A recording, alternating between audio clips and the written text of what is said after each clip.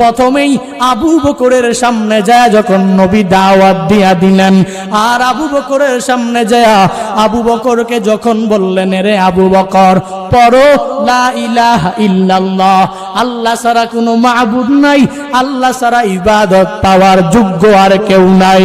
আবু বকর বলে, আমি আমার নবীর চেহারা মুবারক দেখে আমার নবীকে আমি বিদায় করে দিতে পারি নাই, আমার নবীকে আমি বিতাড়িত করতেও পারি নাই, বরং আমার নবীর চেহারা মুবারক দেখে দেখে আমি কালিমা পড়ে পড়ে মুসলমান হয়ে গেলাম।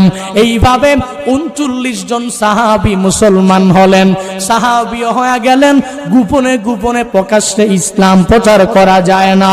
আবু বকর 39 জন সাহাবী মুসলমান যখন হয়ে গেলেন, এই সাহাবীগুলো মুসলমান হয়ে যখন আমার নবীর কাছে দরসে বসে, মসজিদে নববীতে না বরং বাইতুল্লাহর ভিতরেও সুন্দরভাবে বসতে পারে না, গোপনে গোপনে ইসলামটাকে নিয়ে যখন প্রচার করতে লাগলেন, আবু বকর আমার নবীর কাছে আইসা আমার নবীর কাছে আবদার করে আর বলেন, ও নবী আমার, আমি আবু বকরের মন চায়।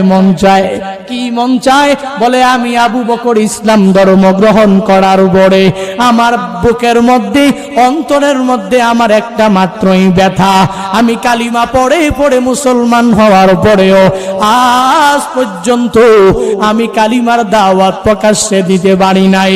ও নবী আমার, মন চায় বাইতুল্লাহর সামনে যায় আমি আবু বকর একটু কালিমার দাওয়াত দিতে মন চায়, আমার মন চায় আমি বাইতুল্লাহর সামনে দাঁড়ায় একটু খুতবা পাঠ করি। আমার নবী বলেন, রে আবু বকর, তোমার মনের মধ্যে যেই ব্যথা আমি নবীর মধ্যে তো একই ব্যথা।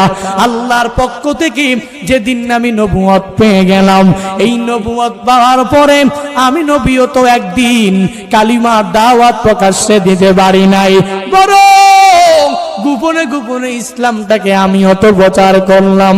এরে আবু বকর, আল্লাহর পক্ষ থেকে যখন সামর্থ্য আসবে, যখন শক্তি পরিপূর্ণ আসবে, তখন আমরা ইসলামটাকে প্রকাশ্যে প্রচার করব। আবু বকর প্রয়োজন নাই, এখন বাইতুল্লাহর সামনে দাওয়াত দেওয়ার প্রয়োজন নাই। আমার নবীর কথা মানতে যায় না আবু বকর, নবীকে বলেন, নবী অনুমতি দেন, কোনো অসুবিধা নাই। আমার নবী বলেন, তাহলে যাও যেহেতু এতই মন চায়, ও আবু বকর, আমি তোমাকে অনুমতি দিয়া দিলাম। আবু বকর আমার নবীর অনুমতি পাইয়া বাইতুল্লাহর